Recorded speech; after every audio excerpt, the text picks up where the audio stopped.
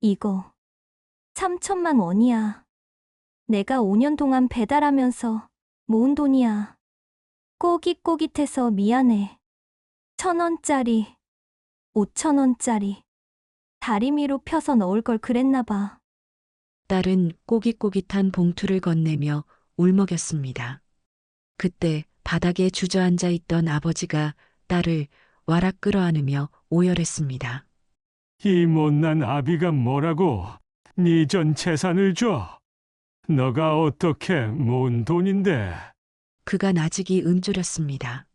최 실장, 롤스로이스 열대 지금 당장 아파트 입구로 집결시켜. 내 딸 눈에서 피눈물 뽑은 놈들 오늘부로 세상 하직이다. 거지 장인어른인 줄 알았던 남자가 사실은 대한민국 현금 4천억을 쥐락펴락하는 명동 사채왕이었다니. 시댁 식구들을 향한 아버지의 잔혹한 참교육. 과연 그 끝은 어디일까요? 시작하기 전 구독과 좋아요 꾹 눌러주시고요. 지금 어디서 듣고 계신지 댓글로 남겨주시면 따뜻하게 맞이하러 가겠습니다.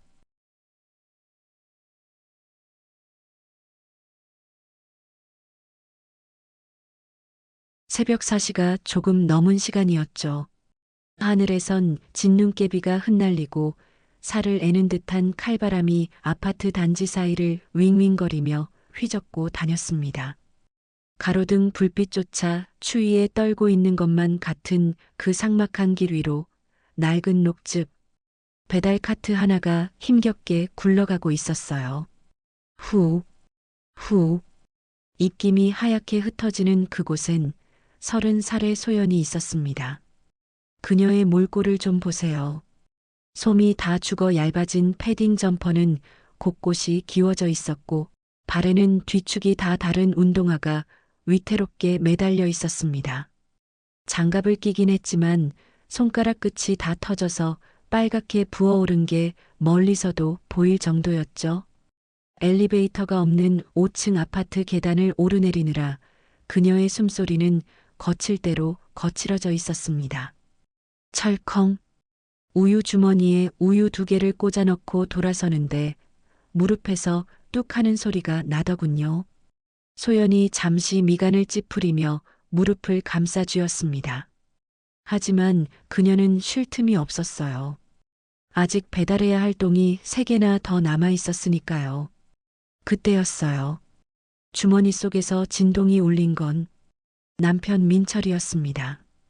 이 새벽에 웬일인가 싶어 급히 전화를 받았는데 수화기 넘어 들려오는 소리는 가관이었습니다. 아, 너 내 양말 어디 뒀어? 회색 양말 말이야. 여보, 지금 새벽 4시 반이에요. 서랍 2번째 칸에 빨아서 넣어뒀잖아요. 없으니까 묻는 거 아냐? 아, 진짜 재수없게 아침부터. 끊어. 뚝. 일방적으로 끊긴 전화기 너머로 들려오던 건 시끄러운 PC방 게임 소리였습니다. 밤새 도박 게임을 하다가 돈을 잃고 화풀이를 하는 게 뻔했죠. 소연은 멍하니 꺼진 화면을 바라보다가 다시 카트 손잡이를 잡았습니다. 꽁꽁 얼어붙은 손잡이보다 그녀의 마음이 더 차갑게 식어가는 것 같았어요. 아침 7시. 날이 밝았지만 소연의 전쟁은 이제부터 시작이었습니다. 현관문을 열고 들어서자마자 훈훈한 보일러 열기가 훅 끼쳐왔습니다. 밖은 영하 10도의 강추위였지만 이 집, 그러니까 시어머니 박 여사의 집은 반팔을 입고 지낼 만큼 따뜻했거든요. 거실 소파에는 표범 무늬 담요가 널브러져 있었고 탁자 위에는 어젯밤 박 여사가 먹다 남긴 와인잔과 육포 조각들이 그대로 놓여 있었습니다. 소연은 언손을 녹일 새도 없이 곧장 부엌으로 향했습니다. 앞치마를 두르고 쌀을 씻는 그녀의 손놀림이 익숙하면서도 어딘가 처연해 보였죠. 아우, 시끄러워. 설거지를 하는 거야. 그릇을 깨부수는 거야? 안방 문이 벌컥 열리더니 얼굴에 덕지덕지 팩을 붙인 박 여사가 튀어나왔습니다. 그녀는 눈을 흘기며 소연을 위아래로 훑어보았습니다. 너 들어올 때 발소리 죽이라고 몇 번을 말해? 내 편두통 심해지는 거 안 보여? 죄송합니다, 어머니. 최대한 조용히. 됐고, 오늘 아침국 뭐야? 설마 또 콩나물국은 아니겠지? 내가 어제 분명히 소고기 묵국 먹고 싶다고 했잖아. 그게 생활비가 부족해서 고기를 못 샀어요. 내일 민철 씨 월급 나오면 그 순간 박 여사의 눈꼬리가 사납게 올라갔습니다.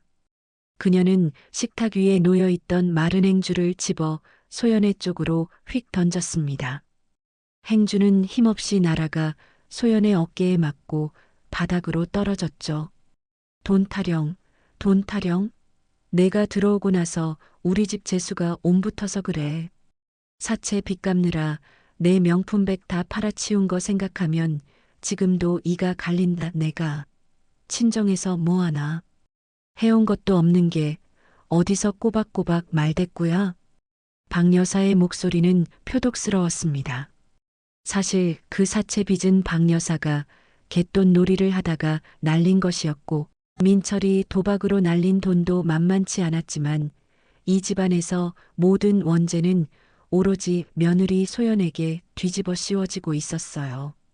소연은 입술을 꾹 깨물며 바닥에 떨어진 행주를 주워들었습니다. 죄송합니다. 얼른 아침 차릴게요. 부엌 구석, 싱크대 물소리에 섞여 작은 흐느낌이 새어나왔지만 거실 TV 소리를 크게 키운 박 여사의 귀에는 들리지 않았습니다. 같은 시각 서울 명동 한복판에 우뚝 솟은 최고급 오피스텔 펜트하우스. 이곳은 공기부터가 달랐습니다. 바닥은 최고급 대리석으로 깔려 있었고 창밖으로는 서울 시내가 한눈에 내려다 보였죠. 그 거대한 창가 앞에 칠순의 노인 김만석이 서 있었습니다. 그는 대한민국 사채 시장을 주름잡는 현금 동원력만 4천억 원이라는 전설적인 인물, 명동 큰손 김만석 회장이었습니다. 하지만 지금 그의 표정은 세상 모든 것을 다 가진 사람의 것이 아니었어요. 오히려 텅 빈 눈동자로 허공을 응시하고 있었죠. 회장님, 정말 이렇게까지 하셔야겠습니까? 뒤에서 비서실장인 최 실장이 불안한 눈빛으로 물었습니다. 그의 손에는 낡아 빠진 냄새가 날 것 같은 허름한 점퍼와 때 묻은 바지가 들려 있었어요. 만석은 천천히 뒤를 돌아보았습니다. 깊게 패인 주름 사이로 씁쓸한 미소가 번졌습니다. 최 실장, 내가 지난달에 쓰러졌을 때 말이야. 병실에 찾아온 놈들이 뭐라고 했는지 아나? 유산 상속 문제 말씀이십니까? 그래. 큰 놈은 회사 지분 달라고 싸우고 둘째 년은 건물 달라고 악을 쓰더군. 내가 죽기도 전에 장례 절차보다 재산 분할부터 논의하던 놈들이야. 만석은 최 실장의 손에서 낡은 점퍼를 낚아채듯 받아들었습니다. 최고급 이탈리아산 실크 잠옷을 벗어던지고 시장 바닥에서 주워온 듯한 꼬질꼬질한 러닝 셔츠를 몸에 꿰어 입었죠. 내 진짜 가족이 누군지, 내 돈이 아니라 나 김만석을 아버지로 생각하는 놈이 누군지 내 눈으로 직접 확인해야겠다. 막내. 그래, 우리 소연이는 다를 거야. 연락 끊긴 지 5년이 넘었지만 그 아이만큼은. 만석은 거울 속에 비친 자신의 모습을 바라보았습니다. 헝클어진 백발, 검댕이 묻은 얼굴, 구멍난 양말. 영락없는 노숙자의 몰골이었죠. 그는 만족스러운 듯 그러나 어딘가 비장한 표정으로 고개를 끄덕였습니다. 준비해둔 대포폰 하나만 다오. 그리고 내 지시는 절대 어기면 안 돼. 내가 죽었다고 소문내고 회사는 부도 처리 절차 밟는 척해. 회장님, 하지만 너무 위험합니다. 이 엄동설하네. 잔말 말고 시키는 대로 해. 만석의 호통이 펜트하우스를 울렸습니다. 그는 지갑, 시계, 반지를 모두 탁자 위에 내려놓았습니다. 그리고 주머니에 딱 1,000원짜리 지폐 3장과 낡은 이지 폴더폰 하나만을 챙겨 넣었죠. 4천억 자산가 김만석이 빈털털이 돋궈놓인 김만석으로 다시 태어나는 순간이었습니다. 그날 오후 소연의 아파트 단지 입구 분리수거장 앞. 바람은 아침보다 더 거세져 있었고 기온은 영하 15도까지 떨어져 있었습니다. 소연은 음식물 쓰레기통을 비우러 나왔다가 분리수거장 구석에 웅크리고 있는 검은 물체를 발견했습니다. 처음엔 버려진 이불 뭉치인 줄 알았어요. 그런데 그 뭉치가 덜덜 떨리며 기침 소리를 내뱉는 게 아니겠어요? 소연은 조심스럽게 다가갔습니다. 저기요. 할아버지, 여기서 이러고 계시면 얼어 죽어요. 소연이 걱정스러운 마음에 어깨를 살짝 흔들자 웅크리고 있던 노인이 힘겹게 고개를 들었습니다. 퀭한 눈, 덥수룩한 수염, 때가 낀 얼굴. 냄새가 코를 찔렀지만 소연은 피하지 않았습니다. 그런데 노인의 눈과 마주친 순간 소연의 심장이 덜컥 내려앉았습니다. 빠. 소연의 입에서 믿을 수 없다는 듯한 신음이 터져 나왔습니다. 5년 전 결혼 반대 문제로 모진 말을 쏟아내고 뛰쳐나왔던 아버지. 그 대단했던 김만석 회장이 지금 쓰레기장 옆에서 덜덜 떨고 있는 노숙자가 되어 눈앞에 있었으니까요. 만석은 초점을 잃은 눈으로 딸을 올려다보며 힘없이 중얼거렸습니다. 소연이니? 배가 너무 고프구나. 그 한마디에 소연이 들고 있던 음식물 쓰레기통이 바닥으로 쿵 하고 떨어졌습니다. 그녀는 와락 아버지를 끌어안았습니다. 차가운 냉기가 뼛속까지 전해져 왔지만 소연은 눈물을 펑펑 쏟으며 아버지를 일으켜 세웠습니다. 아빠, 도대체 무슨 일이야? 왜 이러고 있어, 왜? 소연이 만석을 부축해 집 현관문을 열고 들어선 건 저녁 6시가 다 된 시간이었습니다. 거실 소파에 누워 TV를 보던 민철과 안방에서 나오던 박 여사의 눈이 동시에 휘둥그레졌습니다. 훅 끼쳐 들어오는 악취에 박 여사가 코를 틀어막으며 비명을 질렀죠. 아, 이게 무슨 냄새야? 예, 너 지금 무슨 거지를 끌고 들어온 거야? 어머님, 제 친정아버지예요. 인사가 늦었어요. 소연의 목소리는 떨리고 있었지만 눈빛만은 단호했습니다. 하지만 친정아버지라는 말에 박 여사와 민철의 표정이 경멸로 일그러졌습니다. 민철이 소파에서 벌떡 일어나 소리쳤습니다. 뭐, 장인어른? 아니, 당신네 집 잘 산다며. 사채 옆에서 돈방석에 앉았다며. 근데 꼴이 이게 뭐야? 사업이 다 망하셨대요. 빚쟁이들한테 쫓겨서 갈 데가 없으시다고. 소연이 기어들어가는 목소리로 대답하자 박 여사의 얼굴이 불그락푸르락 변했습니다. 그녀는 신고 있던 슬리퍼를 벗어 현관 쪽으로 집어 던졌습니다. 망해? 그럼 빈털털이란 소리야? 아이고, 내 팔자야. 며느리 하나 잘못 들어와서 집안 기둥뿌리 뽑히더니 이제는 거짓대까지 달고 들어와? 당장 내보내. 당장? 어머니, 제발요.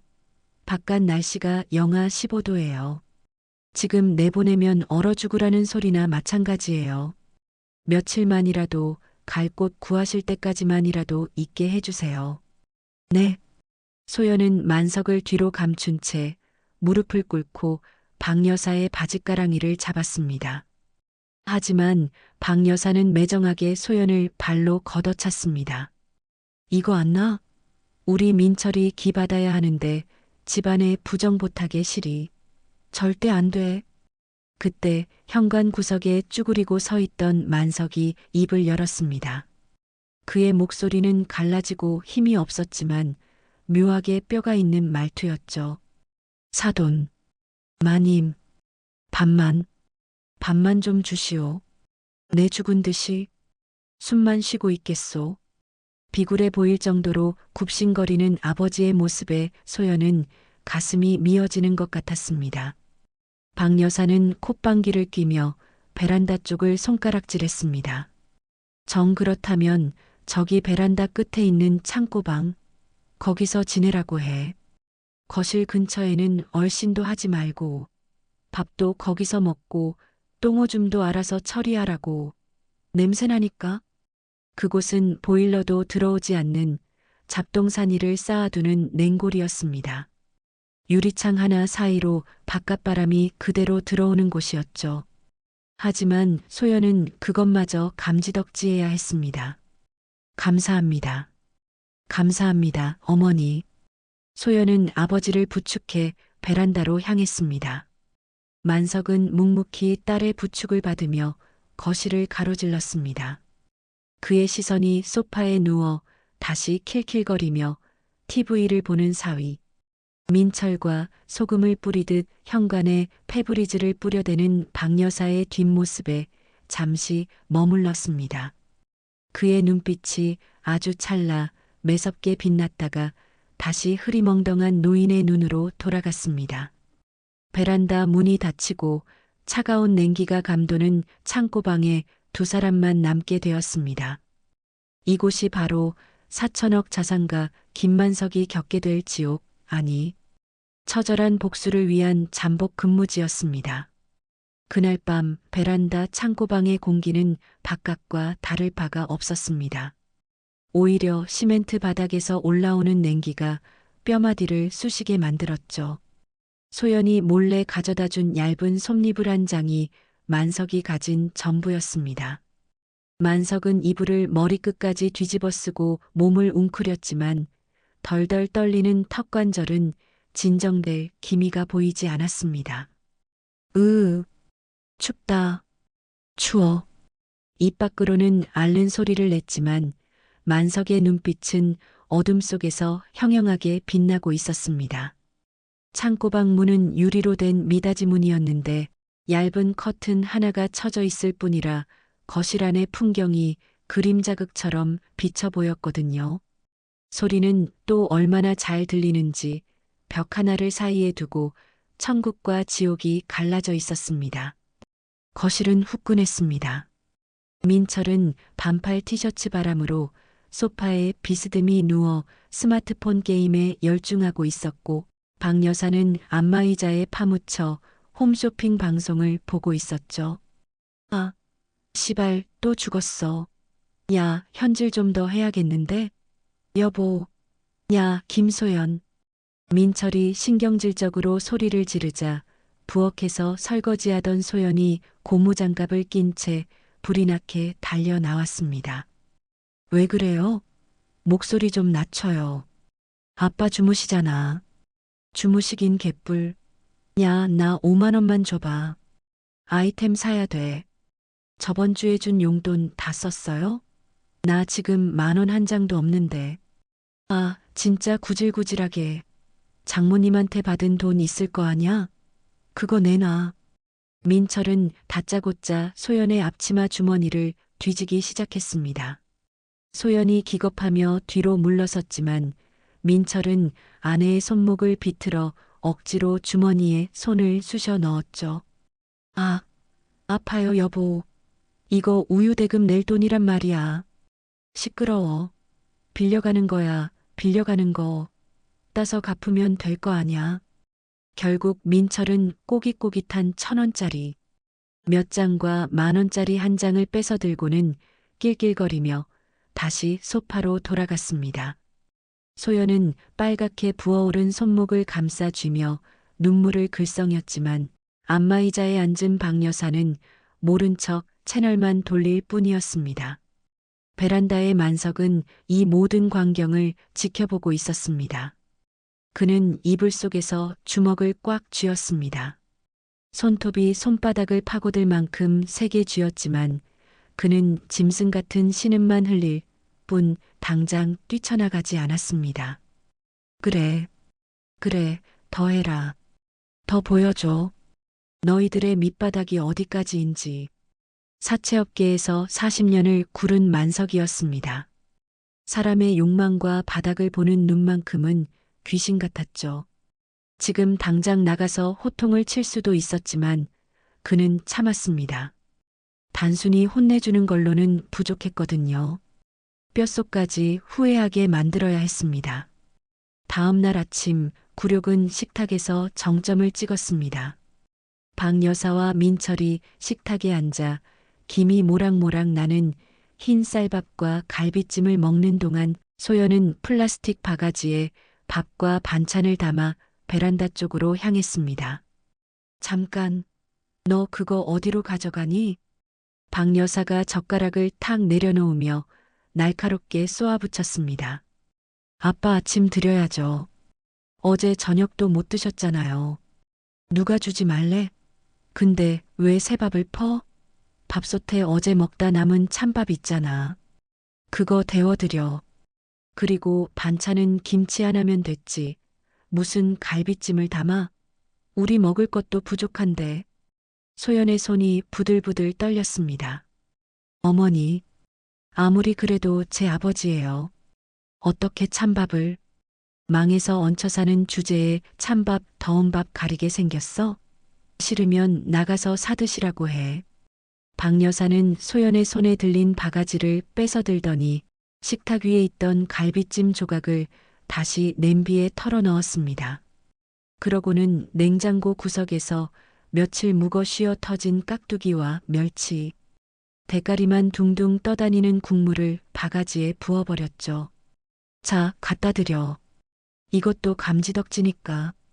소연은 입술을 깨물어 피가 배어 나올 지경이었지만 어쩔 수 없이 그 개밥 같은 바가지를 들고 베란다 문을 열었습니다. 드르륵. 문이 열리자마자 훅 끼쳐오는 냉기에 소연의 몸이 움츠러들었습니다. 만석은 구석에 웅크리고 앉아 자는 척을 하고 있었습니다. 아빠, 식사하세요. 소연의 목소리는 물기에 젖어 있었습니다. 만석은 천천히 눈을 떴습니다. 딸의 손에 들린 플라스틱 바가지. 밥알은 굳어서 딱딱해 보였고 국물엔 기름기가 허옇게 굳어 있었죠. 소연은 차마 아빠의 얼굴을 보지 못하고 고개를 떨궜습니다. 미안해, 아빠. 내가 능력이 없어서. 정말 미안해.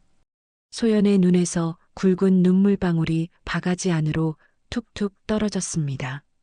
만석은 그 모습을 보자 가슴 한구석이 찢어지는 것 같았습니다. 하지만 그는 짐짓 아무렇지 않은 척 오히려 허기진 짐승처럼 바가지를 낚아챘습니다. 아이고, 밥이다. 밥이야. 헤헤헤. 그는 숟가락도 쓰지 않고 손으로 굳은 밥덩이를 집어 입에 쑤셔 넣었습니다. 쉬어 빠진 깍두기를 우적우적 씹으며 국물을 후루룩 마셨죠. 입가에 국물이 줄줄 흘러내렸지만 그는 멈추지 않았습니다. 아빠, 천천히. 체해. 소연이 울면서 등을 두드려 주었지만 만석은 딸을 보며 바보처럼 희죽 웃어 보였습니다. 맛있다. 우리 딸이 주니까 꿀맛이다. 헤헤.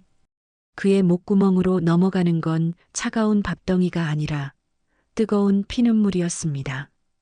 유리문 너머 거실에선 박 여사가 이쑤시개를 쑤시며 혀를 차고 있었습니다. 어우, 더러워. 진짜 걸신이 들렸나 봐. 밥 먹는 꼴 좀 봐라. 엄마, 저러다 식중독 걸려서 병원비 나오는 거 아니야? 민철이 킬킬거리며 맞장구를 쳤습니다. 만석은 그 소리를 들으며 입속의 밥알을 으득으득 씹었습니다. 마치 사위와 사돈의 뼈를 씹는 심정으로요. 그날 오후 집안에 아무도 없는 틈을 타 만석의 눈빛이 돌변했습니다.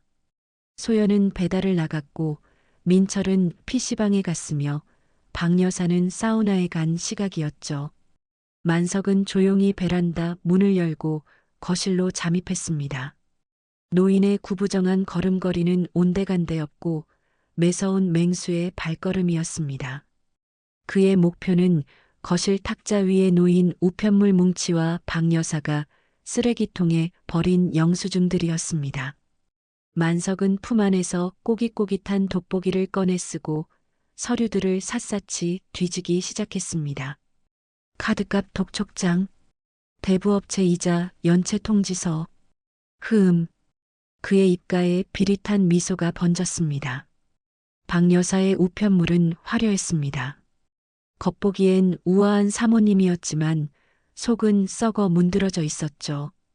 러시앤캐시, 사나머니 같은 제3금융권 대출 안내문이 수두룩했고 백화점 VIP 카드 명세서엔 리볼빙 내역이 빼곡했습니다. 월 이자만 300만 원. 원금은 건드리지도 못하고 돌려막기를 하고 있었구만. 쯧쯧. 그때 현관 도어록이 띠리릭하고 울렸습니다. 만석은 순식간에 우편물을 제자리에 던져놓고 다시 베란다로 튀어들어갔습니다.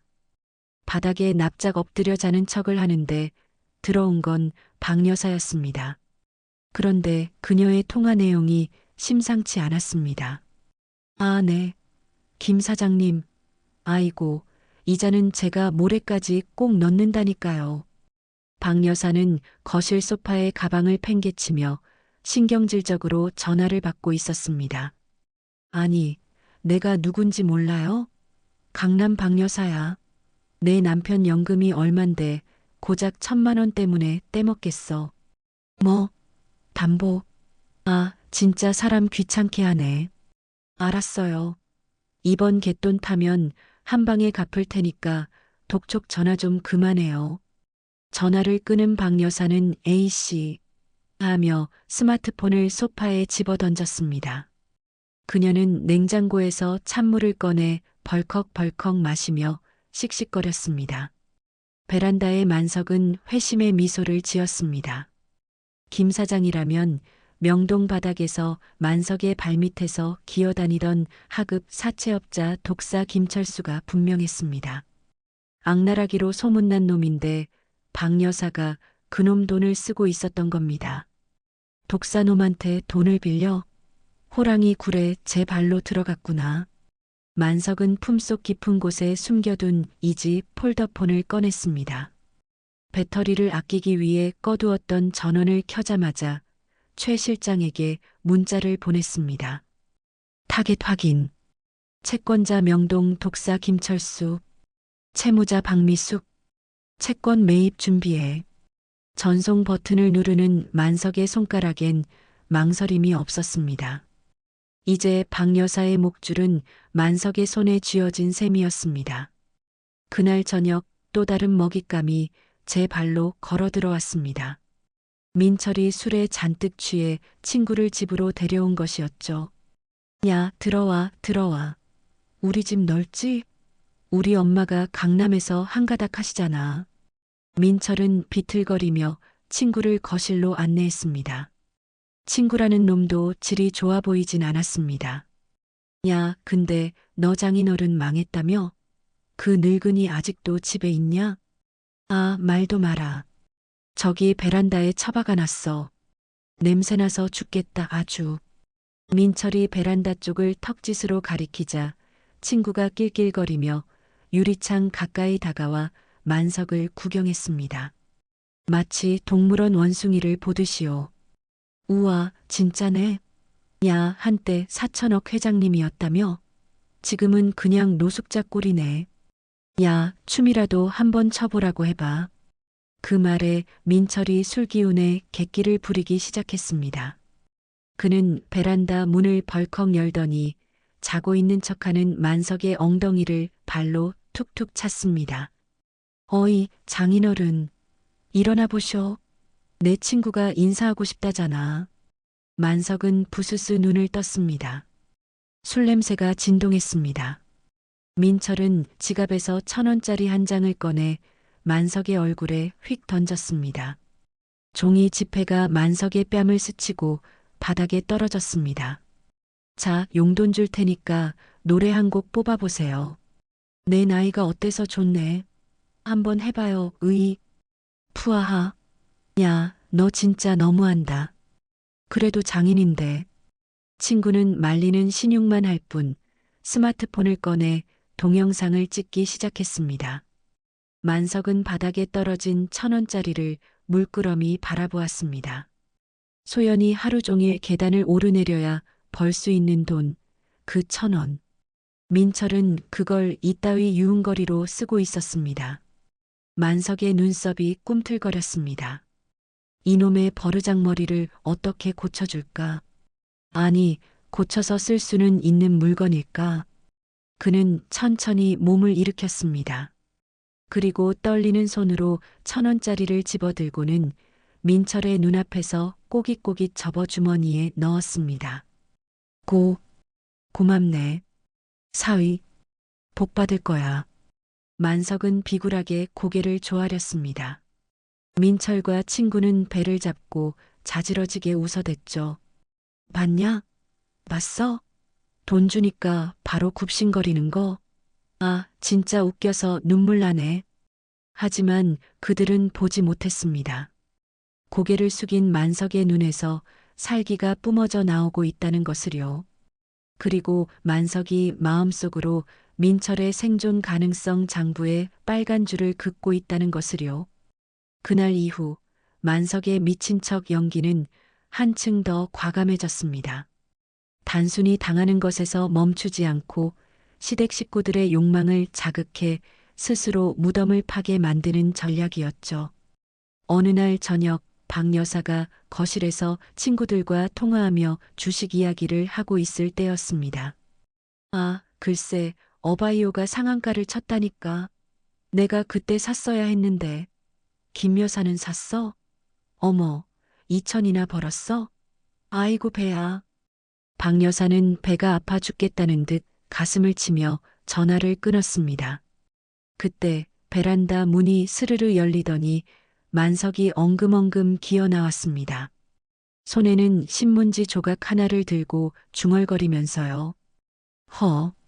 이거 대박인데. 거북이가 용이 되어 승천하네. 박 여사는 코를 막으며 소리쳤습니다. 아, 냄새나. 영감탱이가 미쳤나? 왜 기어 나와? 빨리 안 들어가? 하지만 만석은 들은 채도 않고 신문지 조각에 코를 박고 있었습니다. 그 신문은 3년 전 날짜가 찍힌 낡은 경제신문이었는데 만석이 빨간 펜으로 동그라미를 쳐놓은 종목들이 보였습니다. 박 여사의 눈이 가늘어졌습니다. 자세히 보니 동그라미 친 종목들은 죄다 지금 대박이 터진 주식들이었거든요. 잠깐, 영감, 그거 뭐야? 이리 내봐. 박 여사가 신문지를 뺏어 들었습니다. H반도체, K배터리. 3년 전 기사 위에 매수 시점 10배 상승 예상이라고 삐뚤빼뚤한 글씨로 적혀 있었습니다. 그리고 그 옆에는 작게 적혀 있었죠. 꿈에서 조상님이 찍어준 종목. 틀린 적 없음. 박 여사의 눈동자가 흔들렸습니다. 설마 이 늙은이 예전에 4천억 굴리던 감각이 아직 남아있는 건가? 아니면 진짜 신기라도 있나? 영감, 이거 당신이 쓴 거야? 만석은 멍한 표정으로 침을 질질 흘리며 대답했습니다. 용이 여의주를 물고 파란 지붕집으로 들어가는데 그게 S건설이야. 다음 달에 2배 뛴대. 헤헤헤. S건설. 박 여사도 얼핏 들은 적 있는 중소형 건설주였습니다. 요즘 재개발 테마로 핫하다는 소문이 돌던 곳이었죠. 박 여사의 가슴이 콩닥거리기 시작했습니다. 이 영감이 미쳤어도 돈 냄새 하나는 기가 막히게 맡았던 양반이잖아. 믿져야 본전 아니겠어? 만석은 속으로 쾌재를 불렀습니다. S건설은 사실 부도 직전의 작전주였거든요. 만석이 최 실장을 통해 은밀하게 정보를 흘려놓은 폭탄이었습니다. 저기 영감, 그럼 S건설 말고 또 뭐가 보이나? 응? 잘 좀 생각해봐. 박 여사의 태도가 180도 바뀌었습니다. 냉장고에서 유통기한 임박한 요구르트 하나를 꺼내 만석의 손에 쥐어주기까지 했죠. 만석은 요구르트를 쪽쪽 빨며 바보 같은 미소를 지었습니다. 고마워. 사돈마님, 착하네. 그날 밤 박 여사는 남은 폐물을 팔고 대부업체에서 추가 대출까지 받아 S건설 주식을 풀매수했습니다. 만석의 덫에 탐욕스러운 쥐가 완벽하게 걸려든 순간이었습니다. 일주일 뒤 박 여사의 집엔 잔치 분위기가 감돌았습니다. S건설 주가가 연일 상한가를 치고 있었기 때문이었죠. 어머어머, 또 올랐어. 벌써 30% 수익이야. 아이고, 김 회장님. 아니, 사돈어른. 박 여사는 이제 만석을 사돈어른이라 부르며 베란다 문을 활짝 열어주었습니다. 심지어 저녁 밥상에 고기 반찬까지 올려주었죠. 물론 먹다 남은 것이긴 했지만요. 사돈어른, 이거 드셔봐. 갈비야, 갈비. 그래서 말인데, 이거 언제 팔아야 돼? 지금 팔까? 만석은 갈비를 뜯으며 고개를 세차게 저었습니다. 안 돼. 아직 아니야. 더 올라. 용이 꼬리를 흔들 때까지 기다려야 해. 그렇지? 역시 그렇지? 아우, 우리 사돈어른 복덩이네, 복덩이. 민철도 옆에서 거들었습니다. 장인어른, 저 로또 번호도 하나만 찍어주세요. 네. 이 역겨운 아부를 지켜보던 소연만이 불안한 표정이었습니다. 그녀는 아빠가 갑자기 왜 이러는지, 시댁 식구들이 왜 갑자기 친절해졌는지 이해할 수 없었지만 아빠가 고기를 뜯으며 행복해하는 척하는 모습에 안도했습니다. 아빠, 정말 괜찮은 거야? 저 사람들이 갑자기 왜 저러지? 소연아, 걱정 마라. 다 잘 될 거다. 흐흐흐. 만석은 소연의 손을 잡고 안심시켰습니다. 그 투박하고 따뜻한 손길에 소연은 잠시나마 시름을 잊었습니다. 하지만 이 가짜 평화는 오래가지 못했습니다. 사건은 예고 없이 가장 잔인한 방식으로 터졌습니다. S건설이 대표이사 횡령 및 부도설로 거래 정지가 된 날 아침이었습니다. 박 여사는 스마트폰 화면을 보다가 기절할 뻔했습니다. 주식창엔 시퍼런 거래 정지 딱지가 붙어 있었고 뉴스 속보엔 S건설 대표가 해외로 도주했다는 기사가 떴습니다. 내 돈, 내 돈. 박 여사의 비명소리가 아파트 전체를 울렸습니다. 그녀는 머리채를 쥐어뜯으며 거실을 뒹굴었습니다. 빚까지 내서 투자한 1억 원이 휴지 조각이 된 겁니다. 그 시각 민철에게도 재앙이 닥쳤습니다. 그가 즐겨하던 불법 도박 사이트가 경찰 단속에 걸려 폐쇄된 것이었죠. 민철이 사이버머니로 환전해둔 3천만 원이 공중분해되었습니다. 게다가 경찰서에서 참고인 조사를 받으러 오라는 문자까지 도착했습니다. 이게 다 저 영감탱이 때문이야. 박 여사의 눈이 핏발로 시뻘겋게 충혈되었습니다. 그녀는 씩씩거리며 베란다로 달려갔습니다.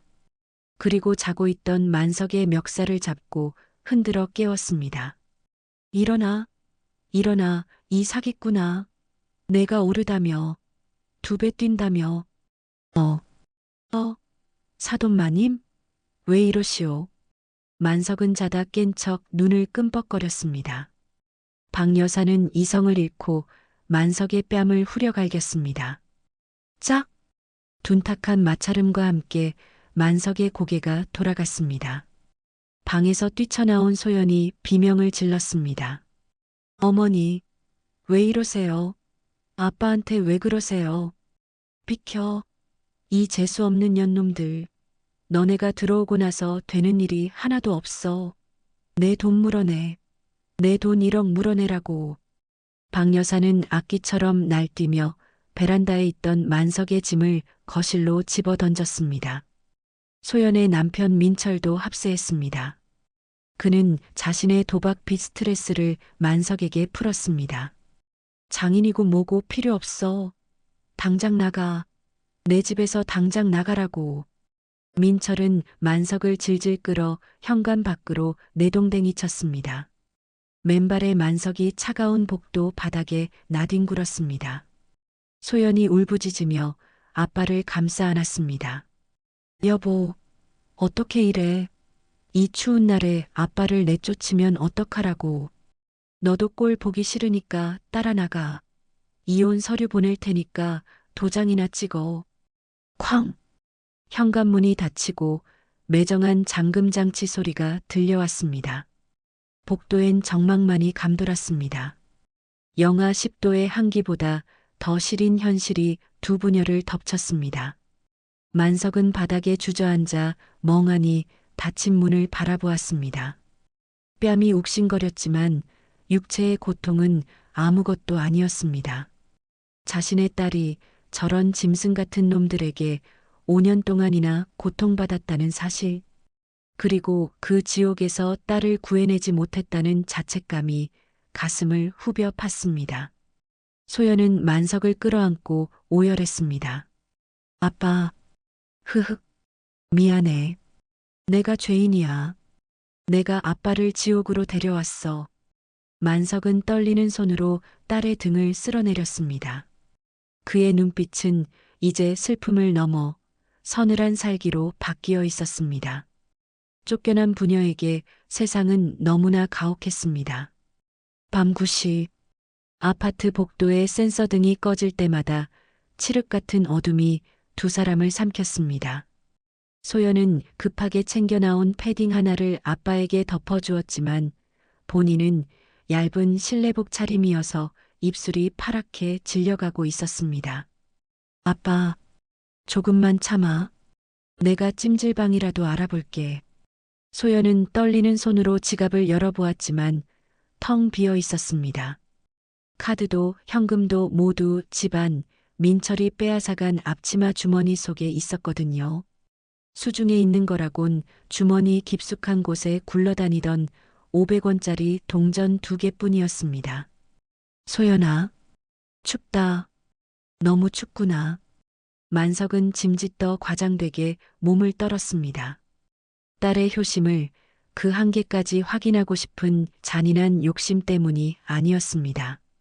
지금 이 상황 자체가 딸에게 얼마나 큰 절망인지, 그리고 그 절망 속에서도 아비를 챙기는 딸의 마음이 얼마나 고귀한지 뼈저리게 느끼고 있었기 때문입니다. 그때 엘리베이터 문이 열리고 낯익은 얼굴들이 나타났습니다. 바로 민철과 박 여사, 그리고 덩치 큰 남자 2명이었습니다. 남자들은 험악한 인상의 검은 양복을 입고 있었는데 바로 독사 김철수가 보낸 수금 사원들이었습니다. 아직도 안 갔네? 야, 아주 끈질기다 끈질겨. 민철이 비아냥거리며 다가왔습니다. 수금 사원 중 한 명이 박 여사에게 물었습니다. 이 할망구야 돈 갚는다며. 주식 대박 났다며. 근데 왜 빤스런을 쳐? 아니, 그게 아니라 저기 저 늙은이가 저 영감이 찍어준 주식 샀다가 다 날렸다고요. 나도 피해자야, 피해자. 박 여사는 만석을 손가락질하며 악을 썼습니다. 수금 사원의 시선이 바닥에 웅크린 만석에게 꽂혔습니다. 뭐야? 이 거렁뱅이는? 할망구, 지금 장난해? 이딴 노인네 핑계를 대? 사내는 화풀이 하듯 만석의 옆구리를 구둣발로 걷어찼습니다. 만석이 고통스러운 신음을 내뱉으며 옆으로 쓰러졌습니다. 아빠, 하지 마세요. 때리지 마세요. 소연이 비명을 지르며 사내의 다리를 붙잡고 매달렸습니다. 하지만 사내는 귀찮다는 듯 소연을 밀쳐냈고 소연은 벽에 머리를 부딪히며 주저앉았습니다. 이마에서 붉은 피가 주르륵 흘러내렸습니다. 소연아. 만석의 눈이 뒤집힐 듯 커졌습니다. 당장이라도 일어나 저놈들의 목을 비틀어버리고 싶었지만 소연이 피 묻은 손으로 만석의 팔을 꽉 잡았습니다. 아빠, 가만히 있어. 제발 가만히 있어. 내가 해결할게.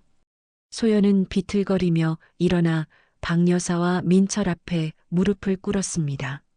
어머니, 여보, 제발 한 번만 봐주세요.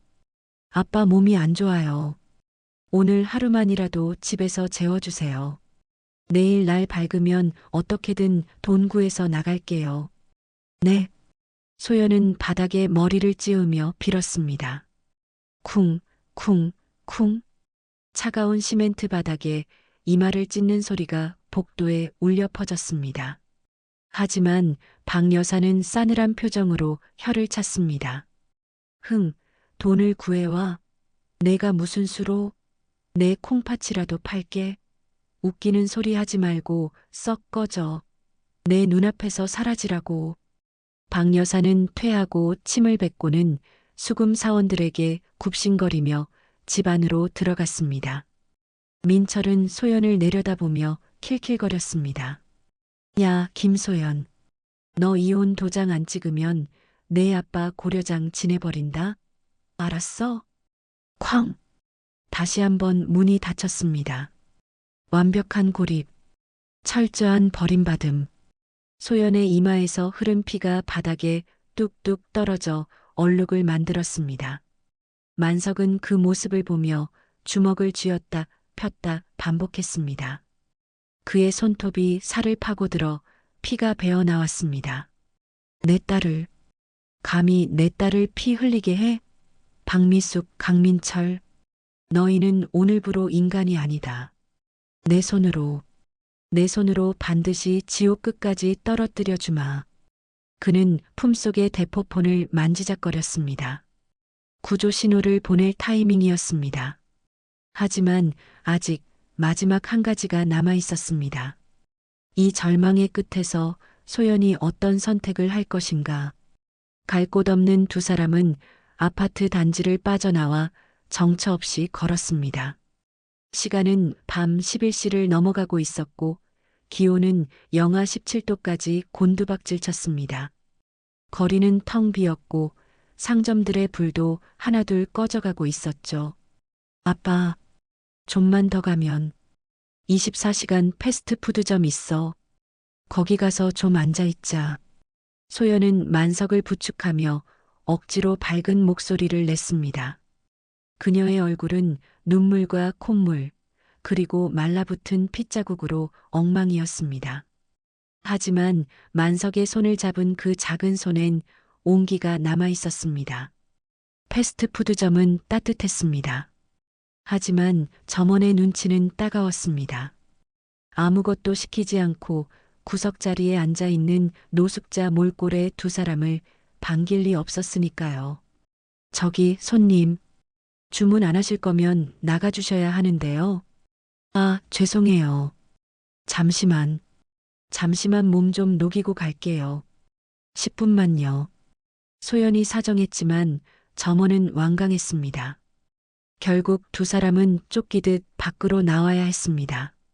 갈 곳 없는 그들이 향한 곳은 아파트 단지 뒤편의 낡은 놀이터였습니다.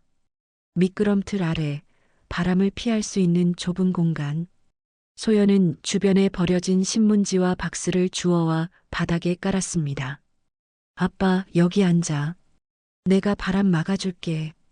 소연은 만석을 안쪽 깊숙이 앉히고 자신은 입구 쪽에 앉아 등으로 바람을 막아섰습니다. 하늘에선 다시 눈이 내리기 시작했습니다. 한방 눈이 소연의 어깨 위로 소복이 쌓여갔습니다. 소연아, 나 때문에 고생이 많구나. 무슨 소리야? 아빠가 왜 나 때문이야? 내가 못나서 그래. 내가 남자 보는 눈이 없어서. 소연은 애써 웃어 보였지만 입술은 파르르 떨리고 있었습니다. 그녀는 주머니에서 무언가를 꺼냈습니다. 아까 나오기 전 베란다 구석 항아리 속에 숨겨두었던 비상금이었습니다. 시댁 식구들 몰래 새벽 배달을 하며 1,000원, 2,000원씩 모아둔 돈이었죠. 아빠, 배고프지? 이거 편의점 가서 컵라면이라도 사올게. 하지만 만석은 소연의 손을 잡았습니다. 그의 손은 거칠고 투박했지만 그 어느 때보다 따뜻했습니다. 아니다. 배 안 고프다. 그냥 내 옆에 있으니 좋다. 따뜻하고. 만석은 소연의 어깨에 기대어 눈을 감았습니다. 사실 그는 추위를 느끼지 못했습니다. 가슴 속에서 타오르는 분노와 딸에 대한 미안함이 온몸을 뜨겁게 달구고 있었으니까요. 그는 결심했습니다. 내일 아침 해가 뜨면 모든 것을 끝내겠다고. 하지만 소연의 결심은 달랐습니다. 그녀는 아빠가 잠든 틈을 타 패딩 점퍼 안쪽 주머니를 뒤적였습니다. 그곳엔 그녀의 전 재산이자 마지막 희망이 들어 있었습니다. 남편 몰래, 시어머니 몰래, 혹시라도 이혼하게 되면 홀로 서기를 위해 혹은 훗날 아기가 생기면 쓰기 위해 5년 동안 피땀 흘려 모은 돈. 우유 하나에 100원, 녹즙 하나에 200원씩 떨어지는 수수료를 한 푼도 쓰지 않고 모은 돈이었습니다. 새벽 3시, 눈은 그쳤지만 세상은 얼어붙어 있었습니다. 만석은 잠든 척하고 있었지만 신경은 온통 소연에게 집중되어 있었습니다. 소연이 부스럭거리며 무언가를 꺼내는 소리가 들렸습니다. 아빠, 자? 소연이 조심스럽게 물었습니다. 만석은 대답 없이 가만히 있었습니다. 소연은 깊은 한숨을 내쉬더니 만석의 낡은 점퍼 주머니에 무언가를 쑤셔 넣었습니다. 두툼한 종이봉투였습니다. 그리고 소연은 혼자 중얼거렸습니다. 마치 고해성사를 하듯이요. 아빠, 미안해. 정말 미안해. 끝까지 모시고 살고 싶었는데 저 사람들이 아빠를 가만두지 않을 것 같아. 내가 있으면 아빠가 더 괴로울 거야. 소연의 목소리가 물기에 젖어 흐느낌으로 바뀌었습니다. 이거 3천만 원이야. 내가 5년 동안 배달하면서 모은 돈이야. 꼬깃꼬깃해서 미안해. 1,000원짜리, 5,000원짜리. 다리미로 펴서 넣을 걸 그랬나 봐. 만석의 심장이 쿵 하고 내려앉았습니다. 3천만 원. 4천억 자산가인 그에게는 껌값도 안 되는 돈이었습니다. 하룻밤 술값으로도 쓸 수 있는 돈이었죠. 하지만 이 3천만 원은 달랐습니다. 소연이 새벽마다 계단을 오르내리며 무릎 연골을 갉아먹고 손가락이 터져가며 번 피 같은 돈이었습니다. 며느리 구박을 받으며 남편의 무시를 견디며 악착같이 모은 생명줄 같은 돈이었습니다. 이거 가지고 지방으로 내려가 아빠. 시골 가서 작은 방이라도 구해서 따뜻하게 지내. 나 같은 딸은 있고 제발 아프지 말고. 소연은 만석의 품에 얼굴을 묻고 소리 죽여 울었습니다. 뜨거운 눈물이 만석의 낡은 옷을 적셨습니다. 그 온기가 만석의 심장을 태울 듯이 뜨거웠습니다. 만석은 더 이상 참을 수 없었습니다. 그는 눈을 뜨고 떨리는 손으로 딸의 어깨를 감싸 안았습니다. 소연아, 아빠, 깼어? 미안해, 내가 깨웠나 봐. 소연은 황급히 눈물을 닦으며 봉투를 만석의 손에 쥐어주었습니다. 아빠, 이거 받아. 그리고 날 밝으면 바로 터미널로 가. 알았지? 나 찾지 말고. 제발. 만석은 봉투를 내려다보았습니다. 노란 고무줄로 칭칭 감긴 낡은 편지 봉투. 겉면엔 희망이라는 두 글자가 볼펜으로 꾹꾹 눌러 적혀 있었습니다. 그 봉투는 4천억짜리 수표보다 훨씬 더 무거웠습니다. 세상 그 어떤 보석보다 빛나 보였습니다. 만석의 눈에서 주르륵 눈물이 흘러내렸습니다. 그는 딸을 와락 끌어안았습니다. 바보 같은 것, 미련한 것, 아비가 뭐라고, 이 못난 아비가 뭐라고 내 전 재산을 줘. 내가 어떻게 모은 돈인데. 아빠, 아빠는 내 아빠잖아. 세상에 하나뿐인 내 편이잖아. 두 부녀는 차가운 놀이터 미끄럼틀 아래서 서로를 부둥켜 안고 짐승처럼 울부짖었습니다. 만석은 맹세했습니다. 이 눈물의 무게만큼, 아니 그 1000배, 10,000배의 고통을 저들에게 돌려주겠노라고. 그리고 이 꼬깃한 봉투를 세상에서 가장 값비싼 행복의 티켓으로 바꿔주겠노라고. 만석은 딸의 등 뒤에서 주머니 속 폴더폰의 전송 버튼을 눌렀습니다. 미리 작성해둔 마지막 메시지가 최 실장에게 날아갔습니다. 작전 종료. D-Day는 오늘 아침이다. 전 병력 출동시켜. 이제 사이다 폭발의 시간입니다. 아침 7시. 동이 터오를 무렵 낡은 아파트 단지가 거대한 진동에 휩싸였습니다. 처음엔 지진이 난 줄 알았어요. 쿠구구구 하는 묵직한 배기음 소리가 단지 전체를 울렸거든요. 잠에서 깬 주민들이 하나둘 베란다로 나왔다가 눈을 의심하고 비명을 질렀습니다. 세상에, 저게 뭐야? 대통령이라도 왔어? 아파트 입구부터 단지 앞 도로까지 최고급 검은색 리무진 10대가 꼬리에 꼬리를 물고 늘어서 있었습니다. 번쩍이는 차체는 아침 햇살을 받아 눈이 부실 정도였고 차마다 검은 양복을 입은 경호원들이 도열해 있었죠. 놀이터 미끄럼틀 아래서 추위에 떨며 밤을 지새운 소연과 만석도 그 소리에 눈을 떴습니다. 소연은 퉁퉁 부은 눈을 비비며 물었습니다.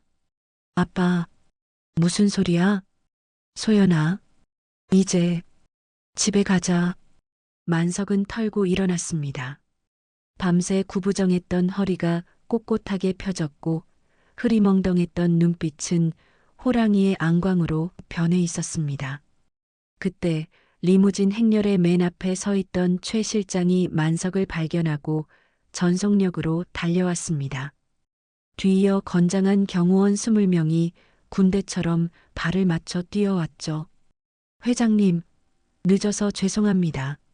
최 실장과 경호원들이 만석 앞에 90도로 허리를 숙였습니다. 회장님, 안녕하십니까?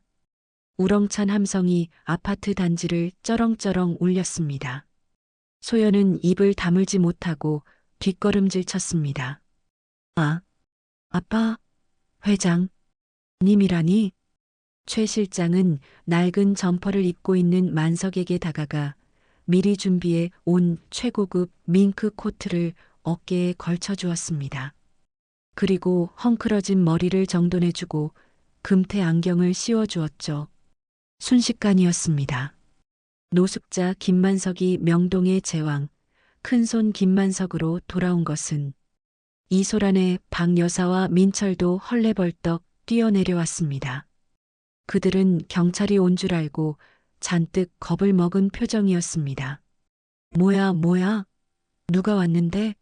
어머, 저 차들 봐. 벤츠야, 롤스로이스야? 박 여사는 눈이 휘둥그레져서 리무진을 구경하다가 그 중심에 서 있는 남자를 보고 숨이 턱 막혔습니다. 밍크 코트를 입고 위풍당당하게 서 있는 남자.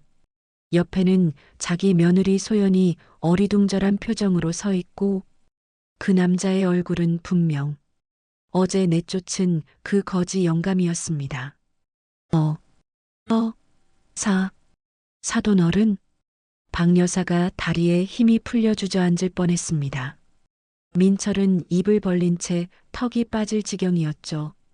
만석은 천천히, 아주 천천히 그들 앞으로 걸어갔습니다. 최 실장이 만석의 손에 서류 봉투 하나를 쥐어주었습니다. 자네들 잘 잤나? 난 덕분에 아주 시원하게 잘 잤네. 만석의 목소리는 낮았지만 그 울림은 공포 그 자체였습니다. 박 여사는 사시나무 떨듯 떨며 땅바닥을 기었습니다. 사돈 어른. 아니, 회장님. 이게 도대체 어떻게 된 일입니까? 저 차들은 다 뭐고. 어떻게 된 일이냐고. 내 딸이 시집가서 잘 사나 보러 왔다가 아주 구경 한번 잘했지. 자네들이 내 딸을 어떻게 대하는지, 그리고 내 딸이 어떤 아이인지. 만석은 품에서 꼬깃꼬깃한 낡은 봉투를 꺼냈습니다. 어젯밤 소연이 건넨 3천만 원이 든 봉투였죠. 그는 그것을 보물단지처럼 들어 보이며 말했습니다. 내 딸은 거지 아비에게 전 재산을 털어주더군. 그런데 자네들은? 만석의 표정이 순식간에 악기처럼 변했습니다. 그는 손에 들고 있던 서류 봉투를 박 여사의 얼굴에 냅다 집어 던졌습니다. 촤라락. 서류들이 눈처럼 흩날리며 바닥에 떨어졌습니다. 그것은 차용증 뭉치였습니다. 박 여사가 쓴 사채 빚, 민철의 도박 빚, 그리고 S건설 주식 담보대출 서류까지. 이게 다 뭡니까? 내가 샀다. 너희들이 쓴 모든 빚. 독사 김철수한테 빌린 돈, 대부업체 빚, 카드 빚까지 싹 다 내가 샀어. 만석은 차가운 미소를 지으며 선고를 내렸습니다. 원금 15억, 연체이자 및 위약금 포함해서 30억. 그리고 만석은 소연의 상처난 이마와 부르튼 손을 가리켰습니다. 지난 5년간 내 금쪽 같은 딸을 식모로 부려먹은 노동비와 정신적 피해 보상금 20억. 합쳐서 50억이다. 지금 당장 갚아. 50억이요.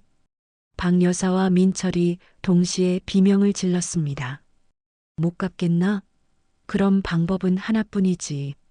이 집, 가구, 입고 있는 옷까지 싹 다 압류다.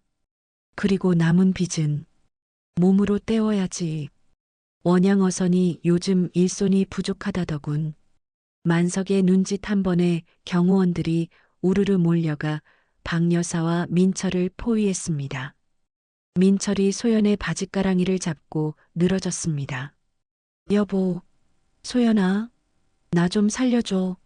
우리 부부잖아. 장인어른 좀 말려봐. 이거 나. 소연이 처음으로 민철을 발로 걷어찼습니다. 그녀의 눈에선 눈물이 흐르고 있었지만 표정은 그 어느 때보다 단호했습니다. 부부, 당신이 날 아내로 생각한 적이나 있어? 난 그냥 돈 벌어오는 기계였잖아. 샌드백이었잖아. 소연아, 이혼해. 당장 도장 찍어. 그리고 다신 내 앞에 나타나지 마.